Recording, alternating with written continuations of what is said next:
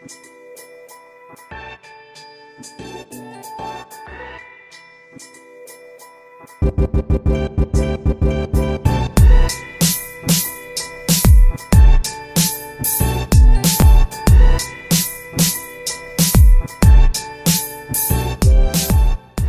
do like this truck. We're currently at 17,656 miles, and we've started in on doing some modifications to it, just like normal customers would get to do. Some of the stuff, you know, like I've been working on these trucks since this thing was virtually new, and back then we didn't have a lot of the really cool parts we've got today. So we made power, and I was talking to a buddy of mine, Jason Burton, yesterday.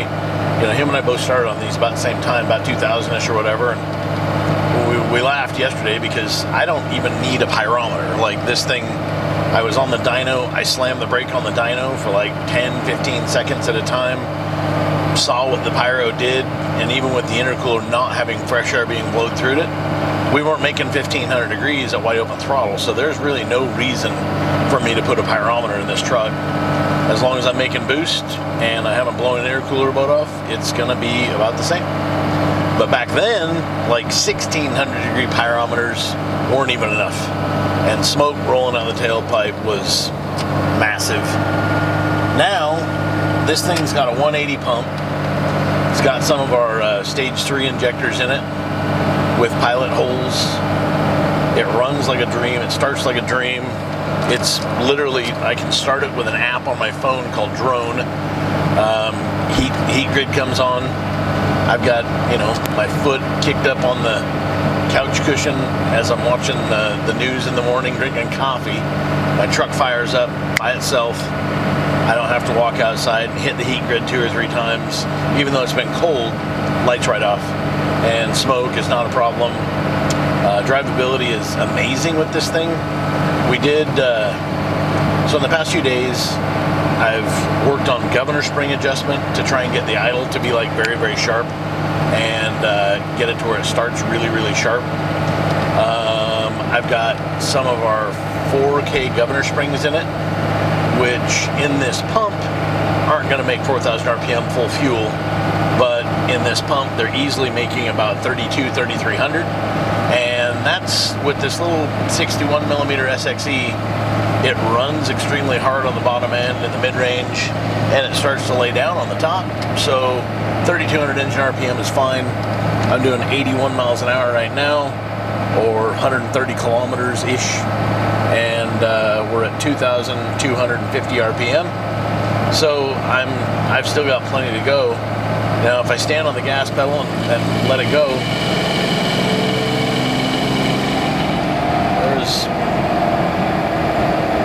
it's a good thing I'm in Mexico. That was much faster than 80 miles an hour. And smoke, none.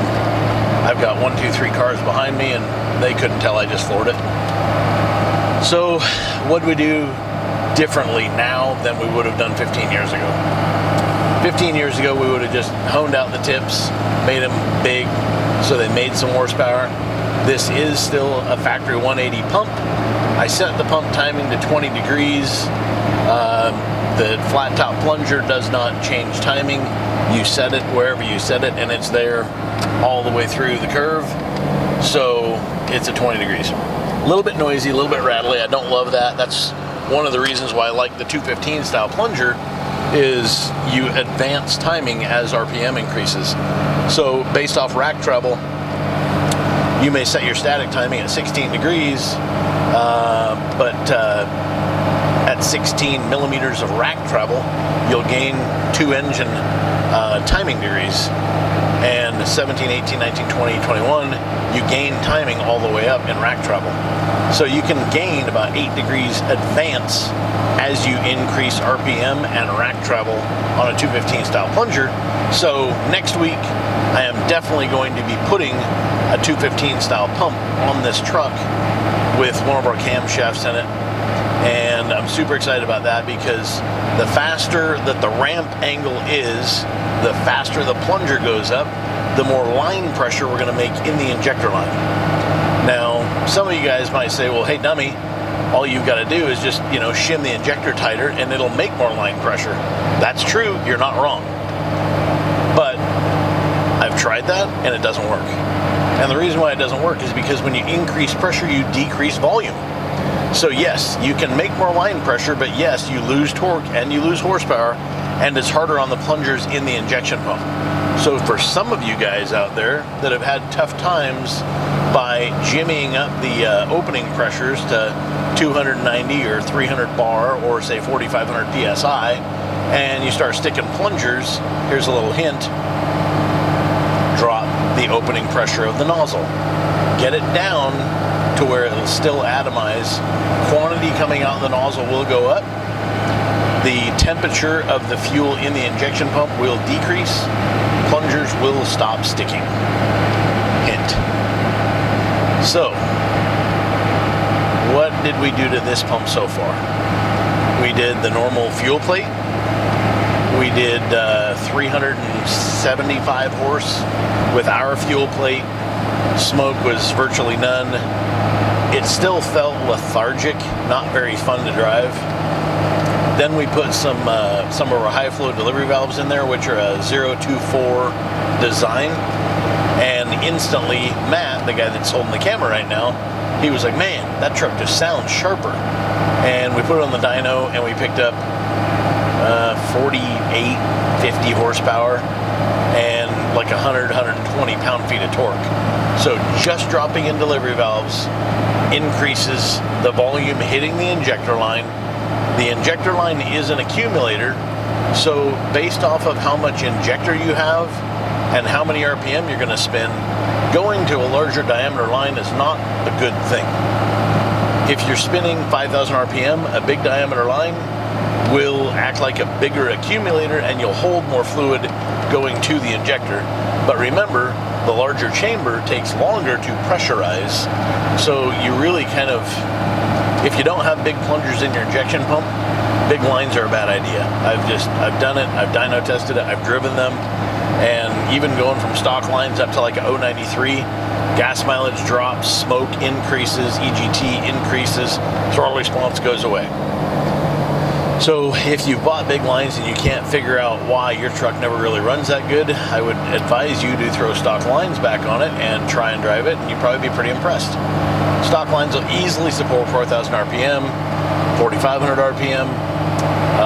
Mark Massey at Eastern Ohio Diesel Performance has been working on a pump for a customer of ours for about a week now, and he ran a 12 millimeter 215 style plunger with DLC coated plungers and pins.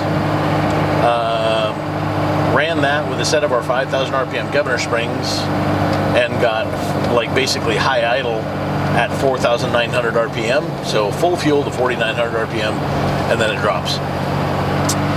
With a set of DDP stage 3 12 valve injectors in it, he was able to get 800 cc's of fuel delivery out of that injection pump. And cc's of delivery, for those of you guys that have a lot of experience, you know that you basically take a test injector. They've got different orifice size plates, like a 0.7 or a 0.8 plate. You do a fuel draw and you count how many cc's you deliver. Well, what Mark does is he likes me to send him pump and injectors. So if there is a problem with a injector or a plunger in the pump, we can diagnose it before it goes into the vehicle, making sure that all of our customers, when we work together like that, have no problems. Example, he had 2 sets of injectors. The first set of injectors, he thought the injector was goofed up. Could be. He put the second set of injectors in it and the same problem was still existing. So he moved some injectors around, same problem stayed on the one plunger, and he discovered that he was basically 60 cc shy of delivery until full rack travel. Obviously that became out to be a plunger that needed to be replaced, but he figured it out, fixed it, diagnosed it before the pump went into the customer's engine, and that's using the injectors that are going in that motor. So, you know, we worked with him. I've been working with Mark Massey since he was at Columbus Diesel Supply, and I believe I started meeting or working with him back in 04. And, you know, we're going to be coming out with a pump here pretty soon as well, because cam plate, delivery valves, stock 180 pump honestly got me 430 horsepower, pretty much smoke free. I could take this pump, send it to a calibration shop, rotate the plungers and barrels clockwise, and I will gain quantity delivered, and it will make horsepower. That's very dangerous to do on the truck because I don't have 6 pyrometers measuring exhaust gas temperature to 6 cylinders. So really the only safe way to do that is to put it in a pump stand and watch CCs delivered. Well, that's a lot of effort to put into this pump when I know that I'm going to put a 215 pump back on it. So I'm not going to do that.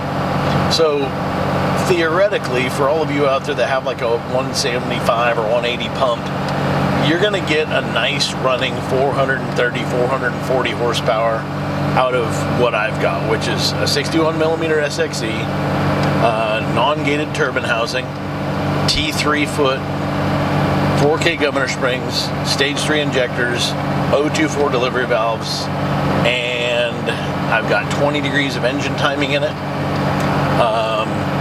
That's pretty much it. Like it's kind of a basic.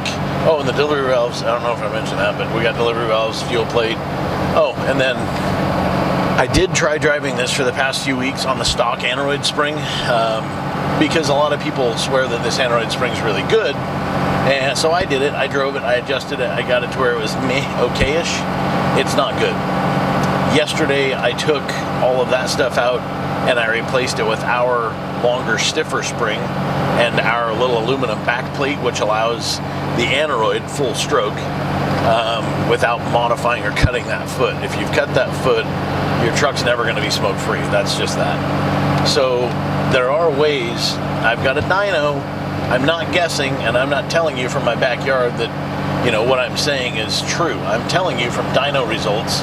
These are things that I've actually dynoed. I've been doing it for years. So modifying the Android foot is just a bad idea. You lose control on the bottom. You start to drown the turbocharger. The response time of the turbocharger becomes delayed because of it. So you're better off just doing what's, you know, been proven on a dyno. Now, yesterday, we're gonna unplug that. Sorry about that. So yesterday on the dyno, we took the Android housing off, put it in the vise, changed out the spring and the little back plate. I set it up on the bench, everything kind of right in the middle. Star wheel was in the middle, the elevation of the lever was in the middle, everything was basically at 50%. I bolted on the pump right at 50%, not full forward, not full backward, right, elongated holes. I put the bolts right smack dab in the middle. On the back of the AFC, there's what we call the smoke screw, and I gave that 2 turns of pre-tension against my spring. I put it in, I started it, I was on the dyno, and I'm looking at the rearview mirror at the smoke, and I didn't like it. There was way too much. So I took 1 full turn out of that, and I cleaned up massive amounts of my just initial tip-in smoke, because that brings that foot back, so when the fulcrum lever can reach up, it hits that earlier. I then adjusted it just ever so slightly, probably got like a quarter to maybe a half a turn, and I've got it to where when I start to roll into it, there's virtually no black smoke whatsoever. If I get down on it, that's when the tension on the AFC spring comes into play. If there's not enough tension, you get the black cloud of smoke before it makes boost. If there's enough tension, you can really get aggressive on the gas pedal without it smoking out the people behind you. So all those things are tunable on the street. You won't know what the dyno numbers look like, and you know, you can make peak torque and peak horsepower with air-fuel ratio being correct, and at wide open throttle just having kind of a haze go out the tailpipe, but not like coal rolling. If you're coal rolling, you're making a bunch of EGT, you're making a lot of, you know, people behind you upset, and that's the opposite of what we're trying to do on the streets. And you're really just wasting a bunch of fuel. So if you're going to brag about, you know, putting a cam plate in and doing all these things to make your truck more efficient and get better mileage, then calibrate them properly so you can actually achieve better mileage. 180 pump, it's okay. It's not my favorite. My favorite stock pump is definitely going to be a 215 pump. The camshaft in a 215 and a 180 are identical. The governor springs in a 215 will allow you factory to get some more RPM, but the plungers in a 215, like I say, they advance timing as rack travel and RPM go up. So you can set your static timing at say 16 degrees, you add 8 to that at wide open throttle, and that's your overall throttle. Well, back in the old day, you know, when I was real young and didn't have gray hair in my beard and my head, you guys notice how I cut my hair really tight? It's because it's all gray and I'm starting to go bald. Back in the old day, when I didn't understand what all was going on, I enjoyed driving 215 pumps. We started with 13mm plungers and I hated them. They were supposed to be the big cool thing, but I was never able to make any more power with them. And I did break a lot more stuff. EGT was a lot worse. Just didn't understand them, didn't know what was going on. And then, you know, 2003, the common rails come out, and we've been learning common rail and what timing maps look like. And I'm not a tuner, I'm definitely not, but I understand all the concept of tuning quite well. And now, when I use what I've learned with common rail, and I kind of hybrid that to a mechanically injected truck, these things are awesome. It's just mind-blowing how we can take some of the later ideas and technology of common rail, hybrid it to a mechanically injected motor, and have something mechanically injected run better than they were ever designed to way back in the old day. Kind of got into a little argument with a gentleman the other day because he needed help with a truck that didn't want to start correctly. And he works for a gentleman that I know. I said, yes, have your guy call me and I'll help him out. So I've been using some shims for years, and they just happen to be in my toolbox still, but these shims go underneath the idle spring. And basically, I've got some that are about 25 thousandths thick, and I've got some that are about 40 thousandths thick. They're just a factory Bosch part number. But if you get in some of these trucks and you have to crank on them for like 2, 3 seconds, 4 seconds, and the tachometer is kind of lazy to respond, well, your idle spring adjustment's not correct. So my advice is go in on the clicks and see if it makes it worse or better, and then go out on the clicks and see if it makes it worse or better. That will tell you the idle spring is the largest diameter spring in the stack. That'll tell you what that spring wants. If you have to rest your toe on the gas pedal and it lights right up, you probably don't have enough tension on that idle spring, so you probably need to get some of those shims underneath the idle spring to get it to where it lights right up. Again, I'm older, I'm lazier, I like things like remote start, so I want my truck to just start instantly. So it's been kind of a thing for me to get both my P-pump trucks to where they start really fast. Nice thing about that is when I flip the defroster on or the air conditioner on, or when I turn the steering wheel, the tachometer stays very stable as well. It's not brrr, brrr. The other thing is torque converters. If you're trying to put more power to the ground, you're going to want a tighter stall speed or a tighter stator speed so you can actually make the truck go forward faster without being in lockup. Well, if your idle spring isn't set correctly, the torque balance isn't very good and the response time is not very good. So when you go from, like, say, park into drive, you lose 300 or 400 RPM. That's because your injection pump's not set up correctly. And there is an art and there is a science to it. You can get really good at it, and you can struggle at it very badly. Like, a lot of people just say, it's nature of the beast, man. You got a tight torque converter, that's just the way it is. Well, yes, you can get a converter that's so tight that it's going to do it no matter what, but this is one of Phil Taylor's converters from DPC, and it's definitely tighter than stock. I pull the thing into gear, tachometer fluctuates just a second, and then it stabilizes right back at about 750 to 800 RPM, and it's not trying to push me through the brakes because it's not set so high. But then when I pop it into park, it stabilizes right and stays about 750, 800 again. So you can get them perfect. Now, 215 pump. Plunger has the timing notch in it. For decades, I've thought that was a retard timing notch because that's actually what Bosch calls it. But I don't know why they call it a retard notch. Like, I'm not German, I don't understand German, I'm not going to claim to. But what I do know is at 16 degrees of rack travel, you gain 2 degrees of engine timing. And that happens all the way up to about 20 or 21 millimeters of rack. So you can gain about 8 degrees advance as you increase RPM and you increase rack travel, only on the 215 style plunger. So 215 style plungers in a pump stand will pump about double the amount of cc's delivered of a flat top out of a 160, 175, or 180. Double the quantity means the injection pressure in the line is going to be much more violent, much sharper, much crisper, and since you've got more quantity, you can make more power. You can also make, say, 500 smoke-free horsepower with a 215 pump, to where 500 horsepower out of a flat top plunger isn't really going to be smoke-free at all. You're going to be standing on that pump's throat to try and get it to operate that high. You can make more than that. It takes a lot of injection timing. That brings me to the next subject, injection timing. You set timing static on a P-pump. If you're going to make a bunch of horsepower, you really want to base that off of like how much injector and how much turbocharger you have, and then match the timing to that. So, if we're going to set a stock set of injectors at say 15 or 16 degrees with a stock turbocharger, that's pretty good because you've now got enough advance in the motor that you're going to burn the amount of cc's shoved in the motor with plenty of time before the exhaust valve opens and you lose cylinder pressure. If you put a bigger set of injectors in there, you're adding more quantity, which diesel's a slow burning fluid, so it's going to take more time to actually burn all that quantity.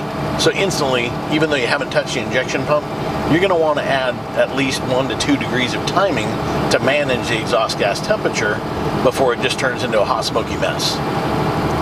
So if you're going to put a real big injector in there and add some governor springs and add some turbocharger, now you're starting to play with, 18 to maybe 20, 22 degrees timing. And they get real rattly and real noisy because you're actually making cylinder pressure. And why is that? Well, because you're by advancing the timing, you're advancing when the cylinder contribution happens. So as the piston's on its way up, you're starting to inject fluid into the chamber, say 20 or 22 degrees before top dead center. So I know that maybe a light bulb just came on. Now that the piston's at top dead center, some of the injection event, depending on where you have your cam plate, some of the injection event is going to happen after top dead center. So if you've got a 0 plate or a 100 plate or no plate, then basically you're asking your injection pump to fire for an awful long amount of time, so you can throw a bunch of advance at it and you're still chasing the piston down the hole, which is why you have so much black smoke and so much unburnt fuel. That's all a big waste. You don't need that kind of smoke. It doesn't make any power. I can guarantee you. I've got a dyno. I've got 2 of them. We've got another one on the order. So with fuel, timing is critical. And if you really want something to be amazing, take advice from somebody that says, look, I've got this turbo, I've got this injector, I've got this pump, and I've tried 5 or 6 different settings of timing, and mine runs better about 20 or 21 degrees. You get it within a degree and there's really not going to be any big differences. But if you go to the internet and some guy with a single 71 millimeter charger and a 5-speed, manual truck is set at 24 degrees timing with some great big injectors, that might work for him pretty well. You try and do that with an automatic truck and you go to pull it into gear, advanced timing reduces response time on the bottom end. Makes them real sharp and crisp when you stand on the gas pedal, but when you try to get them to perform, they don't really love it. They want to run upstairs. By mistake, I set the timing in our little maroon truck to, I missed it by 1 full millimeter, so it was about 28 degrees. And that truck, it ran like it really wanted to run upstairs, but it did not love downstairs at all. It was really bad. So I pulled it. It took me 5 minutes of driving it to know that I screwed up pump timing. Still started really well. It still ran, but it sounded horrible. And at idle, it had a lot of haze coming out of the tailpipe. So I knew that I'd messed up the timing. Pulled it back in the shop, checked my plunger lift before I just broke it free so I could actually see where I was. And I ended up being, I think I was at 7.7 millimeters of lift. and I think on the chart that shows about 28 degrees, so it's just way off. I settled that sucker down to, put it like 19, 20 degrees initial, and like I say, we're going to gain about 8 degrees timing at wide open throttle, so still at wide open throttle, say 3,000 RPM up, that motor is seeing, say, 28 degrees of timing, but that's okay because we've got at wide open throttle at least 550, 600 cc's of fluid being shoved into the motor, and having that much timing is a good thing at that level. Now, just for those of you that are still watching and paying attention, I am pulling into the airport to pick up my youngest kid here in just a second. So I've got to let you go for right now, but I hope you got something out of this talk. I hope you get something out of this that actually makes you go to your truck and understand it a little bit better. You know, we're always open for questions and whatnot. I've been really busy lately. Customers are hitting me up. We're getting busier with older mechanical, you know, P-pump style trucks, VP44 style trucks. And, you know, those calls do take some time. Emails take time. And when we're getting as many as we're getting here lately, there's just not enough to keep up with everybody all the time. But I am really doing my very best to try and keep up with everybody's questions. So feel free to hit us up. If you need anything in the future as far as parts are concerned, there is a custom injector order form on our website.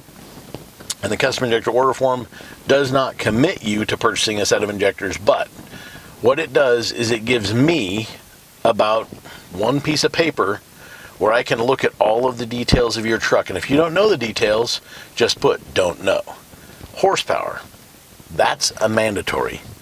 If you put all of it, or as much as possible, my version of that is you send me $100,000 and we send you a deck plate motor that's going to make a nasty amount of power and probably not live very long in a daily driving truck. But you said you wanted all of it, so there's that.